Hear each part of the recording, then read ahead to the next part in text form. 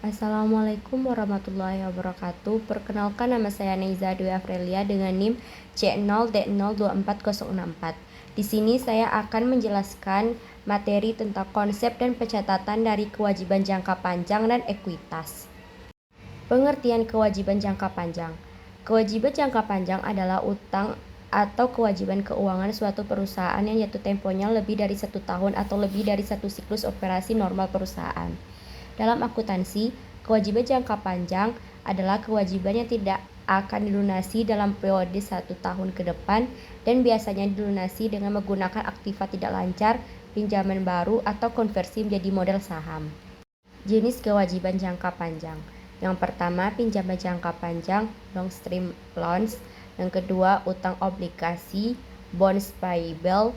Yang ketiga, utang wesel jangka panjang. Yang keempat, utang hipotek. Yang kelima, kewajiban pensiun. Dan yang terakhir, kewajiban sewa jangka panjang. Klasifikasi kewajiban jangka panjang. Kewajiban jangka panjang merupakan utang atau kewajiban perusahaan yang memiliki jangka waktu pelunasan lebih dari 1 tahun atau lebih dari satu periode akuntansi. Kewajiban ini muncul sebagai akibat dari transaksi atau peristiwa ekonomi di masa lalu yang mengharuskan perusahaan untuk melakukan pengorbanan sumber daya ekonomi di masa yang akan datang. Dalam penyusunan laporan keuangan, kewajiban jangka panjang disajikan secara terpisah dari kewajiban jangka pendek agar pengguna laporan dapat memahami struktur pendanaan serta kemampuan perusahaan dalam memenuhi kewajiban jangka panjangnya.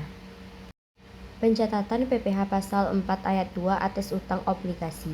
Dalam ketentuan perpajakan di Indonesia, pemotongan PPh Pasal 4 Ayat 2 atas bunga obligasi umumnya dilakukan oleh pihak penerbitan obligasi atau pihak lain yang ditunjukkan sebagai agen pembayaran.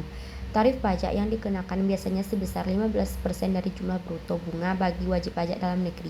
Sedangkan untuk wajib pajak luar negeri dapat dikenakan tarif sebesar 20% atau sesuai dengan perjanjian penghindaran pajak berganda P3B.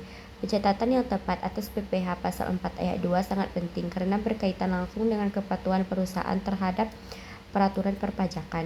Selain itu, kesalahan dalam pencatatan dapat menyebabkan ketidaksesuaian antara laporan keuangan dan kewajiban perpajakan, yang pada akhirnya dapat menimbulkan sanksi administratif.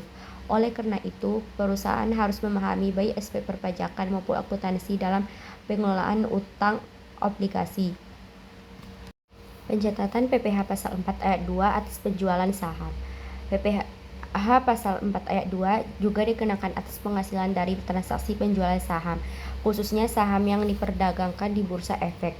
Pajak ini bersifat final sehingga pajak yang telah dipotong atau dipungut tidak dapat diperhitungkan kembali dalam perhitungan pajak penghasilan tahunan. Hal ini bertujuan untuk memberikan kemudahan administrasi serta kepastian dalam pemungutan pajak atas transaksi di pasar modal. Penjualan saham di bursa efek merupakan salah satu aktivitas investasi yang umum dilakukan oleh investor. Setiap transaksi penjualan saham akan dikenakan PPh Pasal 4 Ayat 2 yang dihitung berdasarkan nilai bruto transaksi, bukan dari keuntungan yang diperoleh. Dengan demikian, meskipun investor mengalami kerugian, pajak tetap dikenakan atas nilai penjualan saham tersebut. Tarif yang berlaku umumnya 0,1% dari nilai bruto transaksi penjualan saham, dan untuk saham pendiri dapat dikenakan tambahan pajak sesuai ketentuan yang berlaku.